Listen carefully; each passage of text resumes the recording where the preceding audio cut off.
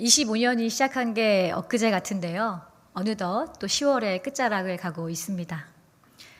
우리 성도님들 오늘까지 안녕하십니까? 그 어느 상황에서도 하나님을 예배하고 또 이 자리를 기억하며 나오는 모든 성도님들을 주님의 이름으로 축복합니다. 우리 인생에는 봄, 여름, 가을, 겨울이 있습니다. 아이로 태어나 청년이 되고 부모가 되고 어느새 노년을 맞이합니다. 또 그 속에서 우리는 인생의 희노애락을 느끼기도 합니다. 그런 우리 인생에 하나님이 오늘의 말씀처럼 약속의 말씀을 주셨습니다. 제가 우리말 성경으로 다시 한번 읽을 건데요. 앞에 말씀 구절을 띄워주시면 좋겠습니다. 야곱의 집아, 내 말을 잘 들어라. 이스라엘 집의 모든 남은 사람들아, 너희가 잉태됐을 때부터 내가 너희의 편이 돼 주었고 너희가 태어날 때부터 내 품에 안아 주었다. 너희가 늙어도 나는 여전히 너희를 품에 안고 너희가 백발이 돼도 여전히 너희 편을 들어주겠다. 내가 만들었으니 내가 감당하겠다. 내가 편을 들어주고 내가 구해내겠다. 아멘. 너무 좋은 말씀이지요. 이 말씀은 그저 위로의 말씀이 아니라 우리의 전 인생에 하나님이 함께 하시겠다고 약속하시는 말씀입니다. 하나님은 세상에 우리가 나오기 전부터 우리의 편이 되어주겠다고 말씀하셨고 또 세상에 나오고 나서도 그 품에 안아주시며 우리가 늙어도 안아주시고 백발이 되어도 우리의 편을 들어주시겠다는 그리고 끝까지 구해내겠다는 말씀을 분명히 하셨습니다. 발달 심리학자 에릭슨이라는 사람이 있습니다. 이 사람은 심리학자인데요. 인간은 평생에 걸쳐서 각 시기마다 이루어야 할 과업이 있다라는 것을 연구한 사람입니다. 자, 표를 보여주시겠어요? 자, 에릭슨은 좀 더 나눌 걸 그랬습니다. 보이십니까? 네. 에릭슨은 인간의 그 생애 주기를 8단계로 나눴습니다. 처음에 영아기, 유아기, 유치기, 아동기, 청소년기, 청년기, 중년기, 노년기 이렇게 8단계로 나누면서 그 시기마다 이루어야 할 가업이 있다라고 주장한 사람이 에릭슨입니다. 오늘 이 시간에는 에릭슨의 그 심리사회적 발달 단계를 통해서 배워볼 건데요. 사실 저는 이 과정을 보면서 우리의 영적, 신앙 여정과 굉장히 비슷하다라는 것을 느꼈습니다. 그래서 이걸 토대로 하여서 하나님이 이 시기마다 어떻게 우리와 함께 하시는지 우리에게 무엇을 알려주시는지를 보려고 합니다. 자, 1단계입니다. 자, 자녀가 어린 분들은 또 자녀를 생각하시면서 또 지금의 나, 과거도 생각해 보시고 아직 남은 시간이 많잖아요. 그 시간들을 보면서 내가 어디에 있구나, 하나님이 무엇을 가르쳐 주시나 보다 이런 거 들으면서 생각하시면서 들으시면 더 좋습니다. 자, 첫 번째로 1단계입니다. 만 0세부터 1세기를 영아기라고 하는데요. 여기서 아주 중요한 키워드가 있습니다. 그것은 바로 신뢰와 불신입니다. 한 아기가 태어나면 세상에서 가장 먼저 배우는 것이 신뢰입니다. 엄마의 품이 따뜻하면 세상이 안전하다고 느끼고 차갑고 무관심하면 세상이 위험하다고 느낍니다. 아이들은 불편할 때 울음으로 요구를 표현하는데요. 이때 주 양육자가 빠르고 적당한 반응을 해주면 양육자에 대해 신뢰감이 형성되면서 애착이 잘 형성됩니다. 신뢰감을 형성한 아이들은 이 세상이 살만한 세상이구나 희망을 갖게 되고 반대로 신뢰감이 형성되지 않으면 불신과 불안으로 이 세상은 아무것도 믿을 수가 없구나 라는 것을 이 만 0세에서 1세 때 느낀다는 것입니다. 어떤 학자는 이 1년의 시간이 아이의 인생을 좌지우지할 정도로 너무나 중요한 시간이다라고도 말을 합니다. 기억이 나시나요? 여러분의 그 돌 때까지의 시간들이. 우리의 신앙도 여기부터 시작합니다. 주께서 나를 모태에서 나오게 하시고 내 어머니의 젖을 먹을 때부터 나를 의지하게 하셨나이다. 하나님은 우리의 창조자이자 보호자이십니다. 창조자이신 하나님이 나의 보호자라는 것을 믿을 때 우리는 이 세상이 살만하다라고 느끼며 안정감을 느낍니다. 하나님의 돌보심과 사랑을 통해 하나님은 선하시구나, 나를 끝까지 지켜주시는구나, 이것을 경험하는 것입니다. 그러나 그렇지 않은 사람, 하나님을 믿지 않는 사람은 어떻습니까? 아무도 믿을 수 없기에 홀로 전쟁터에서 싸우는 것 같은 힘듦을 경험하는 것입니다. 여러분, 하나님과의 관계는 하나님에 대한 신뢰부터 시작합니다. 자, 2단계, 만 1세에서 3세기를 유학이라고 하는데요. 여기서 핵심 포인트는 자율성 대 수치심과 의심입니다. 딱 봐도 반대지요. 이 시기의 아이는 스스로 무언가를 해보려고 합니다. 혼자 숟가락을 들고 밥을 먹어보고 옷을 입고 신을 신고 뭔가를 시도합니다. 내가 할 거야, 내가 할 거야, 내가 폭발하는 시기가 이 시기인데요. 이걸 성공하면요, 이 아이들은 내가 할 수 있는 게 있구나 하며 자율성과 자립심을 느낍니다. 그러나 실패하게 되면 난 부족한 사람인가 봐, 수치심을 이 나이에 경험하게 됩니다. 신앙적으로는 하나님의 인도하심을 따라가는 훈련의 시기입니다. 하나님, 제가 해보겠습니다. 우리는 내 힘으로 이것저것 해보지만 한계에 부딪히며 우리가 할 수 없구나를 깨닫습니다. 그리고 이것저것 벌려놓고 수습을 못해 그제야 하나님을 바라보면 하나님은 우리가 어떠한 실패를 하도 기다려주시며 격려해 주십니다. 이 어린 시기에 겪는 것들을 우리도 하나님 안에서 겪는다는 것입니다. 세 번째로 만 3세에서 6세인 유치기입니다. 이때는 주도성 대 죄책감입니다. 교회에서 찬양할 때 아이들이 앞에 나가서 할래요, 제가 암송할래요, 이런 거를 많이 보시지요. 자, 그 특징 중에 하나가 바로 주도성입니다. 아이들이 스스로 진짜 내가 이거를 해야겠구나 결정하고 도전해 보는 것입니다. 이때 안 돼, 어려 라고 하기보다 할 수 있어, 넌 할 수 있어 라고 해주시면 좋습니다. 하나님은 완전하신 분이시지만 실수투성인 우리의 주도성을 억누르지 않으십니다. 우리를 사랑 안에서 방향성을 세워주시면서 격려하고 지지해 주십니다.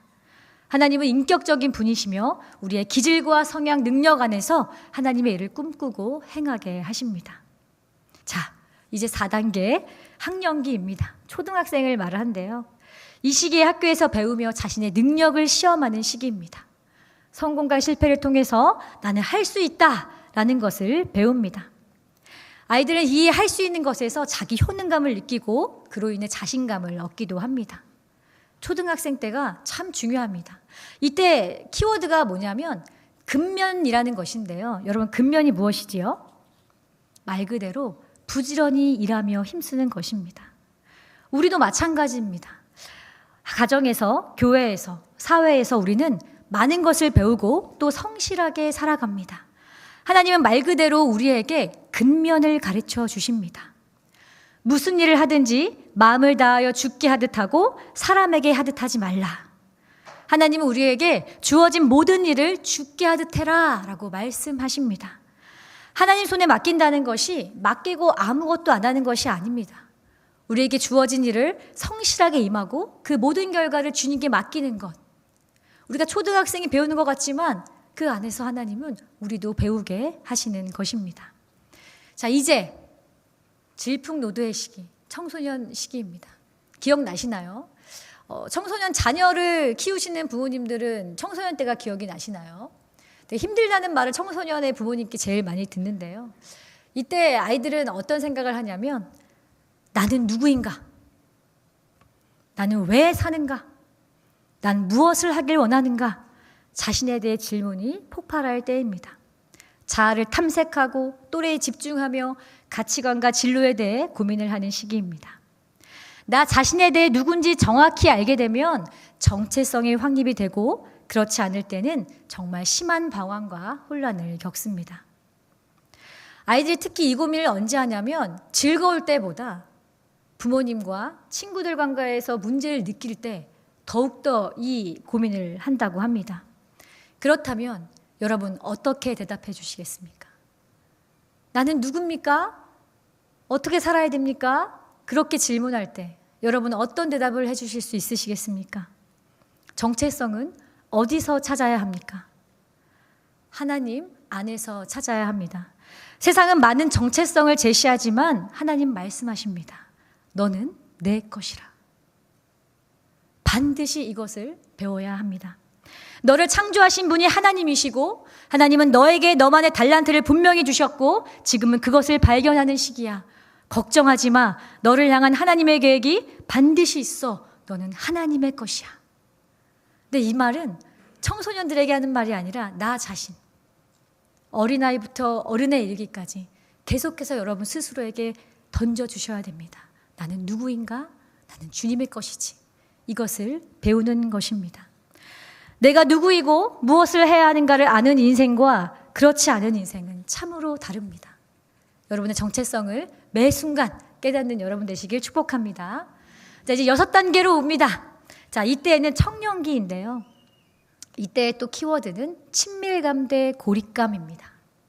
이 시기에는 사랑을 찾습니다. 관계를 세워가는 것에 굉장히 집중하는 시기입니다. 다양한 관계 속에서 안정적으로 관계가 잘 형성되면 사회 안에서 친밀감을 갖게 되고 그렇지 않으면 고립감을 갖기도 합니다. 사랑이 무엇인가? 사랑을 하고 싶다. 정말 전심으로 사랑할 대상을 찾아 헤매는 것이 청년기입니다. 그렇게 사랑을 해보셨나요? 그런데 사랑은 어디에서부터 옵니까? 바로 하나님입니다. 우리가 사랑함은 그가 먼저 우리를 사랑하셨습니다. 하나님의 사랑을 경험한 자만이 진정한 사랑을 할 수 있습니다. 또 하나님 말씀하십니다. 나는 포도나무요 너희는 가지라. 하나님과 연결된 관계에서만이 우리는 다른 사람과도 건강하게 사랑할 수 있습니다. 만약 여러분의 관계가 깨어진 곳이 있다면, 사랑을 하기 어렵다면 하나님과의 관계를 다시 돌이켜 보십시오. 우리는 사랑할 수 없는 존재이기 때문에 다시 사랑하려면 하나님과의 관계를 먼저 회복해야 합니다. 이제 7번째 중년기로 갑니다. 이 시기는 자신에게 몰두하기보다 이제 자녀와 직업, 생산적인 일에 몰두하고 참여하는 시기입니다. 다음 세대에 나는 무엇을 줄 수 있을까를 고민하는 시기입니다.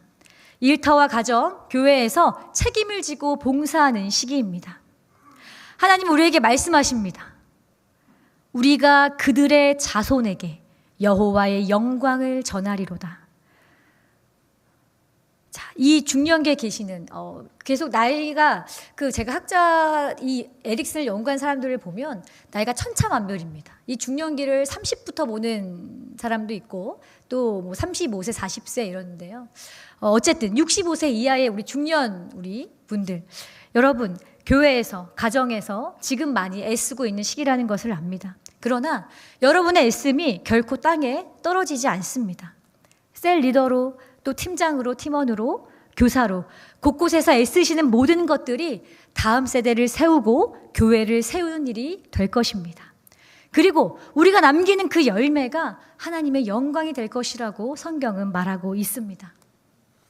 자, 이제 8단계 마지막입니다. 자, 이 노년기에는 이런 생각을 합니다. 인생을 돌아보면서 나 잘 살아온 거 맞겠지? 라는 생각을 노년기에 합니다. 삶을 돌아보며 삶의 의미를 찾고 그 지혜를 전수할 때입니다. 그러나 삶을 돌아보며 만족하지 않을 때는 절망하고 허무함을 느끼기도 합니다. 그러나 하나님 안에 있는 사람은 다릅니다. 삶을 돌아보며 하나님의 인도하심을 고백합니다. 간증과 신앙유산 전수를 통해 후대의 믿음을 전합니다. 여러분, 노년기가 됐을 때 여러분은 자녀들에게 무엇을 남기겠습니까? 나는 선한 싸움을 싸우고 나의 달려갈 길을 마치고 믿음을 지켰으니. 이러한 바울의 고백이 여러분 인생의 마지막에 남겨지길 축복합니다. 자, 우리 이제 영화기부터 제가 빠르게 왔죠. 좀 길어서 또 뛰어넘을 수는 없어서 8단계 영화부터 또 영화기부터 노년기까지 왔습니다. 자, 하나님과의 여정, 이 모든 여정을 함께 잘 하셨나요?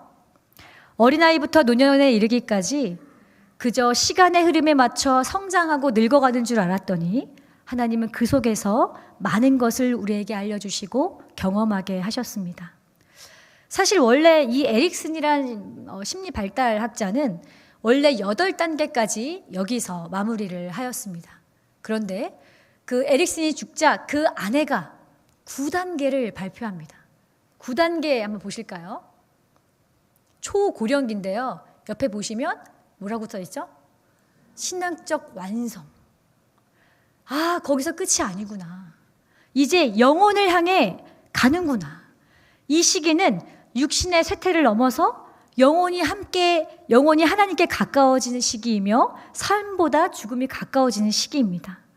그런데 이 시기에 이제 정말 마지막 그때 내 숨이 다하는 그 시간이 가까워오면 하나님과 함께 있다면 그것은 희망이고 천국이며 그렇지 않다면 정말 절망과 끊임없는 끝없는 무기력이 될 것입니다. 이때 우리는 이러한 고백이 돼야 될 것입니다. 믿음을 지켰으니 이제는 의의 면류관이 예비되었도다. 믿는 자에게는 그곳에서 의의 면류관이 예비되어 있습니다. 주님과 함께 영원한 하나님 나라를 누리는 것입니다. 이렇게 1에서 9단계까지 에릭슨이 죽은 후에 이것을 했던 그 아내 조안은 왜 여기에 9단계를 추가했을까요? 저는 그의 이론을 보면서 제가 앞에서 말씀드렸지만 너무 신앙의 여정이랑 비슷한 거예요. 어떻게 이 단계 속에서 하나님의 일하심이 막 보이는데 제가 조사를 했습니다. 이는 크리스찬인가? 그런 생각이 들겠지요. 그래서 검색을 해봤는데 그는 놀랍게도 기독교인은 아니고요. 프로이트 학자라는 그의 제자이자 인본주의를 따르는 사람이었습니다. 인본주의는요, 신본주의와 반대되는 거예요. 신본주의는 하나님 중심으로 세상을 바라보고 사람을 바라보는 것이라면 인본주의는 사람을 중심으로 세상을 바라봅니다. 그런데 그러한 사람이 이러한 단계, 심지어 9단계 영적 여정을 발견한 것입니다. 전 되게 놀라웠는데 놀랍지 않으십니까? 이 사람이 크리스찬이 아닌데 어떻게 여기까지 갔을까? 그녀가 이제 92세 남편을 여의고 90세부터 이걸 연구하면서 마지막 때에 발견했다고 하는데요. 그녀가 마지막에 회심했는지는 저는 그건 알 수 없습니다. 그러나 중요한 것은 하나님과 함께하면 신뢰, 희망, 평안이라면 그렇지 않고 혼자 이것들을 이루기 위해 힘써야 된다면 우리는 그것을 다 이루지 못하고 외롭게 싸우다가 그날 결과를 맞이한다는 것입니다. 하나님은 이 세상을 처음 창조하실 때부터 우리와 함께하기로 작정하시고 창조하셨습니다. 애초에 이 세상은 그냥 살다가 주님 만나야 돼가 아니라 애초에 하나님과 함께 살아가야 할 세상이라는 것입니다. 그렇기에 이 세상은 결코 혼자서는 그 무언가를 이뤄낼 수도 완성할 수도 없는 세상입니다. 특히 오늘 읽은 본문 이사야 46장의 그 말씀은 막 평안하고 핑크빛 가운데 말씀하신 약속의 말씀이 아닙니다. 이때 이사야서의 그 상황은 하나님 앞에 범죄하여서 이스라엘이 망한 상황에서 백성들에게 하나님이 주신 말씀입니다. 우리의 인생을 돌아보면 하나님을 신뢰하다가도 떠날 때가 있으며 세상에 내 편이 하나도 없는 것처럼 인생 사는 게 외로울 때도 있으며 믿음으로 잘 살고 싶은데 내 삶에 복음의 능력이 나타나지 않는 것 같아 괴로울 때가 있습니다. 또한 부모님께 온전한 사랑을 받지 못해서 내가 좋은 부모가 되지 못해서 자녀 걱정에 밤을 지새울 때도 있습니다. 그러나 우리의 인생에 영아기부터 뱃속에 잉태된 순간부터 또 백발의 노인이 되어 꼬부랑 할머니가 할아버지가 되는 그 시간까지 그 이후의 삶까지 하나님은 내가 너희와 함께 하겠다고 말씀하시는 것입니다. 다시 한번 우리말 성경으로 함께 우리에게 주시는 약속의 말씀을 읽어보겠습니다. 시작. 야곱의 집아 내 말을 잘 들어라. 이스라엘 집의 모든 남은 사람들아 너희가 잉태됐을 때부터 내가 너희의 편이 돼 주었고 너희가 태어날 때부터 내 품에 안아 주었다. 너희가 늙어도 나는 여전히 너희를 품에 안고 너희가 백발이 돼도 여전히 너희 편을 들어주겠다. 내가 만들었으니 내가 감당하겠다. 내가 편을 들어주고 내가 구해내겠다. 아멘. 우리는 인생을 살면서 정말 가져야 좋은 것들을 다 가지면 좋겠지만 평안함과 신뢰와 주도성과 자율성과 생산성과 이런 것들을 다 하면 좋겠지만 우리의 인생을 돌아보면 구멍이 참 많습니다. 그렇죠? 내 부모로 인해, 나 스스로의 잘못으로 인해, 연약함으로 인해 우리는 구멍들이 참 많습니다. 그런데 하나님이 말씀하시는 것입니다. 네가 혼자 있다고 생각한 그 순간에 내가 너를 업고 품고 끝까지 책임지고 있었다라는 말씀입니다. 저는 여러분들에 비해 사실 인생이 짧습니다. 아직 50도 안 되었고요. 젊은 편이죠. 그렇지만 제가 이 자녀를 기르면서 순간순간 하나님 어떻게 살아가야 합니까? 라는 고백을 할 때가 있습니다. 특별히 자녀를 기르면서 그런 생각과 기도를 할 때가 있지요. 제가 이 말씀을 이렇게 준비하고 묵상하는데 하나님이 생각나게 하신 것이 있습니다. 뭐냐면 제가 자녀 지금 생각해보면 그때가 아이가 초등학생이었거든요. 그런데 왜 그렇게 힘들었는지 내용이 기억이 안 나요. 감사하게도. 근데 제가 너무 기도가 하고 싶어서 그 회복 캠프 때 저희 5년 전 정도에 회복 캠프 때 은혜강을 막 찾아갔어요. 그래서 제가 그때 오히려 다른 일 때문에 못 갔었는데 가서 기도를 해야겠다. 막 이런 마음으로 간 거예요. 그래서 은혜강에서 저녁에 막 불고 기도하잖아요. 기도를 하는데 제가 이 자녀를 놓고 하나님께 간절하게 기도를 하는데 하나님이 저에게 보여주신 장면이 있었습니다. 그게 뭐냐면 제가 보이더라고요. 제가 있는데 기도하면서 막 환상을 봤다 아니에요. 그냥 기도하는데 장면이 생각이 났어요. 제가 이렇게 웅크리고 엎드리고 이렇게 하고 있는 거예요. 한 구석에서 이렇게 웅크리고 있는데 하나님이 저를 안아주시는 것을 제가 보게 하셨어요. 제 어린 시절에 혼자 웅크리고 울고 있는 저를 하나님이 이렇게 안아주시는 거예요. 그러면서 하나님이 저에게 무슨 말씀을 하셨냐면 너가 몰랐던 그때에도 내가 너와 함께 했듯이 내가 너의 자녀에게도 함께 할 것이다. 무엇이 걱정이냐? 라고 하신 것을 이 말씀을 준비하면서 다시 생각했습니다. 그 말씀이 변하여서 제가 다시 또 힘들었을까요? 그것이 아닙니다. 하나님의 말씀은 결코 변하지 않고 그 약속을 지키지 않으신 적이 단 한 번도 없는데 왜 난 또 자녀 때문에 힘든가? 왜 또 나는 힘든가? 이를 돌이켜보니 아까 1단계 제가 가장 중요한 게 뭐라고 했죠? 신뢰. 하나님은 끊임없이 동일한 자리에서 그 말씀의 약속의 말씀을 주시고 지키고 계시는데 변함없는 그 하나님이 그곳에 계시는데 내가 신뢰하지 않는구나. 그러니까 내가 또 힘들고 또 도와달라고 이렇게 하나님께 외치고 울부짖고 있구나. 이 그때의 생각을 나게 하시면서 하나님 다시 신뢰하겠습니다. 내가 그 어린 시절부터 또 기억도 안 나는 그 순간순간 그리고 앞으로 내가 살아갈 그 모든 여정 가운데 하나님 또 얼마나 많은 일들이 있을까요? 저는 또 얼마나 많은 일들을 이루어내야 하고 또 얼마나 많은 관계를 또 해나가야 될까요? 그러나 주님이 나를 업고 계시기에 내가 두렵지 않습니다. 이런 고백을 하게 되었습니다. 사실 앞에 또 에릭슨의 8단계가 또 생소하셔서 어려우셨을 수도 있습니다. 그런데 제가 사실 그 단계를 다 말씀을 꼭 드려야겠다는 게 여기에 단계에 해당하는 이 다 있거든요. 근데 제가 하나 빼먹으면 안 될 것 같은 거예요. 왜냐하면 하나님은 안 빼먹는데 제가 빼먹으면 뺀다고 느낄까 봐.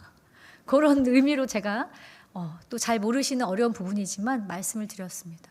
우리는 삶에 빈 공간이 있는 것 같지만 결코 빈 공간이 있지 않습니다. 자, 그림 하나 보여주시겠어요? 제가 이 말씀을 묵상하며 찾은 이미지입니다. 앞에 업고 걸어가시는 분은 누구실까요? 네, 업힌 사람은 누구일까요? 잠깐만 눈을 한번 감아봤으면 좋겠습니다. 눈을 감고 우리 예수님 등에 엎혀봅시다. 아이차. 그리고 예수님께 속삭여 봅시다. 예수님, 저 힘들었어요. 예수님, 저 지쳤어요. 예수님, 도와주세요. 예수님, 감사해요.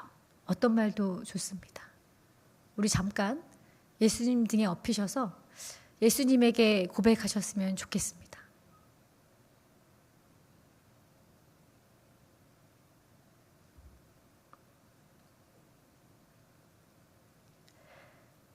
예수님이 여러분에게 말씀하십니다. 태어날 때에도, 배움의 때에도, 청년의 열정 속에서도, 늙어서 손을 떨며 걸을 때조차 내가 너를 품고 업고 구해내겠다. 내가 만들었으니 내가 책임지겠다. 아멘. 인생이 어그러지는 것 같고 관계에도 문제를 느끼고 인생의 허무함이 느껴지신다면 다시 또 인생의 1단계, 하나님을 신뢰하는 단계로 가십시오. 하나님은 우리가 세상에 태어나기도 전에 우리를 아셨습니다. 우리는 하나님의 사랑 안에서 태어난 존재입니다. 처음부터 끝까지 우리와 함께 하시는 하나님이십니다. 지금까지도 함께 하셨고 앞으로도 함께 하실 것이고 영원토록 함께 하실 것입니다. 이 약속을 믿음으로 풍성한 인생이 되시기를 주님의 이름으로 축복합니다. 기도하겠습니다. 하나님, 감사합니다. 우리의 전 인생에 걸쳐 처음부터 끝까지 우리와 함께 하신다는 주님의 약속을 믿습니다. 때로 지칠 때도 있고 무너져 내릴 때도 있지만 주님과 함께하는 걸음이기에 두렵지 않습니다. 약속하신 그 말씀 잊지 않고 붙들고 살겠습니다. 사랑합니다. 감사합니다. 예수님의 이름으로 기도합니다. 아멘.